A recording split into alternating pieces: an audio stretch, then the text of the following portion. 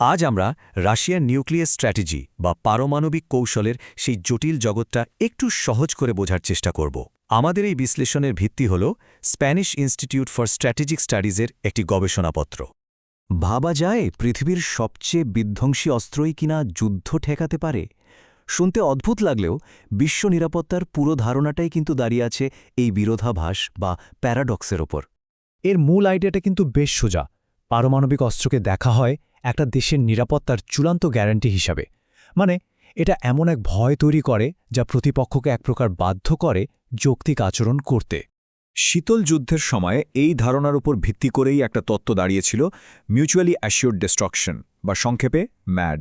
এর মানে হল দুই পক্ষই যদি পারমাণবিক অস্ত্র ব্যবহার করে তাহলে দুজনেরই সম্পূর্ণ ধ্বংস নিশ্চিত।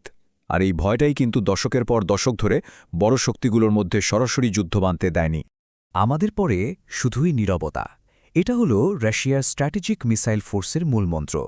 সত্যি বলতে এই একটা কথাই বুঝিয়ে দেয় এই মতবাদের শেষটা কতটা শীতল আর চূড়ান্ত হতে পারে। আচ্ছা, এই তত্ত্বের কথা তো অনেক হলো।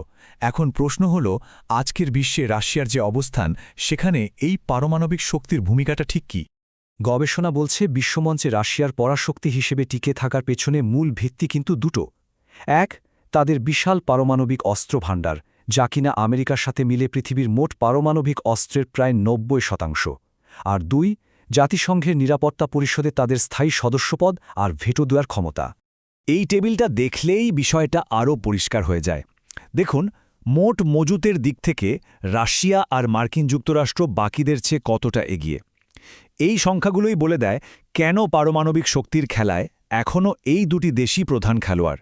কিন্তু একটা বড় সমস্যা আছে। এই বিপুল শক্তিকে নিয়ন্ত্রণে রাখার জন্য যে আন্তর্জাতিক চুক্তিগুলো ছিল, সেগুলো এক এক করে ভেঙে পড়ছে। 2002-এ ABM চুক্তি, 2019-এ INF চুক্তি বাতিল হয়েছে, আর 2023 থেকে নিউ স্টার্ট চুক্তিতেও রাশিয়ার অংশগ্রহণ স্থগিত। 2026-এ সেটারও মেয়াদ শেষ হয়ে যাবে। মানে পুরো সিস্টেমটাই কিন্তু ক্ষয়ে যাচ্ছে। তাহলে চলুন এবার একটু ভেতরের দিকে নজর দেয়া যাক। রাশিয়ার এই বিশাল পারমাণবিক অস্ত্রাগার আসলে কিভাবে সাজানো? সাধারণত পারমাণবিক শক্তিকে একটা ট্রায়াড বা ত্রিভুজ কাঠামোতে সাজানো হয়। মানে 3 ধরনের ব্যবস্থা থাকে: ভূমি থেকে ছোঁড়া মিসাইল, সাবমেরিন থেকে ছোঁড়া মিসাইল, আর বিমান থেকে ফেলা পারমাণবিক বোমা। এর কারণ হল, প্রতিপক্ষ যদি কোনোভাবে 1 বা 2 ধরনের অস্ত্র ধ্বংসও করে দেয়, তবেও যেন তৃতীয়টি দিয়ে পাল্টা জবাব দেওয়া যায়। কিন্তু এই গবেষণাপত্রটি একটা বেশ চমকপ্রদ তথ্য সামনে এনেছে। সেটা হলো, রাশিয়ার আসলে একটা নয়, দুটো আলাদা আলাদা নিউক্লিয়ার ট্রায়াড আছে। এই দুটোর মধ্যে পার্থক্যটা বেশ গুরুত্বপূর্ণ। একটা হলো স্ট্র্যাটেজিক ট্রায়াড, যার উদ্দেশ্য হল অন্য বড় পারমাণবিক শক্তিগুলোকে ভয় দেখিয়ে যুদ্ধ থেকে বিরত রাখা। এর অস্ত্রগুলো বিশাল আর অনেক দূরপাল্লার, আর এর নিয়ন্ত্রণ থাকে সরাসরি মস্কোর হাতে। অন্যদিকে আছে ট্যাকটিক্যাল ট্রায়াড। এর অস্ত্রগুলো আকারে ছোট, কম পাল্লার, এবং এগুলোকে বানানোই হয়েছে প্রচলিত যুদ্ধক্ষেত্রে, মানে ব্যাটলফিল্ডে ব্যবহারের জন্য। এর নিয়ন্ত্রণ থাকে ফিল্ড কমান্ডারদের হাতে। শুধু একবার ভাবুন, রাশিয়ার স্ট্র্যাটেজিক ফোর্সের বিস্ফোরক ক্ষমতা কতটা হতে পারে। এর পরিমাণ 25,282টা হিরোশিমা বোমার সমান। সংখ্যাটা সত্যি অবিশ্বাস্য। ব্যাপারটা শুধু সংখ্যার নয়। রাশিয়া এখন এমন সব নতুন প্রজন্মের সুপার ওয়েপন তৈরি করছে, যেমন অ্যাভানগার্ড, সারমাট বা জিরকন মিসাইল, যেগুলো যে কোনো মিসাইল ডিফেন্স সিস্টেমকে ফাঁকি দেওয়ার জন্যই বিশেষভাবে ডিজাইন করা হয়েছে। এই সব কিছুর পর সবচেয়ে বড় প্রশ্নটা সামনে আসে, তাহলে কি এই অস্ত্র ব্যবহারের নিয়মকানুনগুলো বদলে যাচ্ছে? এই গবেষণাপত্রটি বলছে উত্তরটা হলো হ্যাঁ।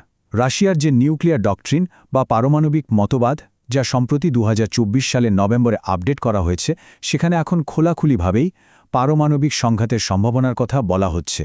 আর এটা শুধু মুখের কথা নয়, এই নতুন মতবাদ বাস্তবেও প্রয়োগ করা হচ্ছে।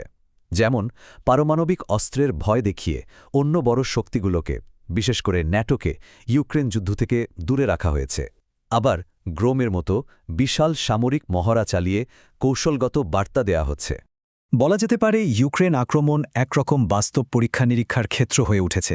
এখানে দেখা যাচ্ছে কিভাবে পারমাণবিক হুমকিকে ব্যবহার করে প্রচলিত যুদ্ধের লক্ষ্যগুলো হাসিল করা যায়। মানে নিউক্লিয়ার থ্রেট এখন মডার্ন ওয়ারফেয়ারের একটা অংশ হয়ে দাঁড়িয়েছে। তাহলে সব মিলিয়ে পরিস্থিতিটা কোথায় গিয়ে দাঁড়াচ্ছে? পারমাণবিক যুদ্ধের যে পুরনো নিয়মকানুনগুলো এতদিন পৃথিবীকে একরকম সুরক্ষা দিয়ে রেখেছিল, সেগুলো ভেঙে পড়ছে। প্রশ্ন হলো, এই শূন্যস্থানের নতুন নিয়মগুলো কে লিখবে?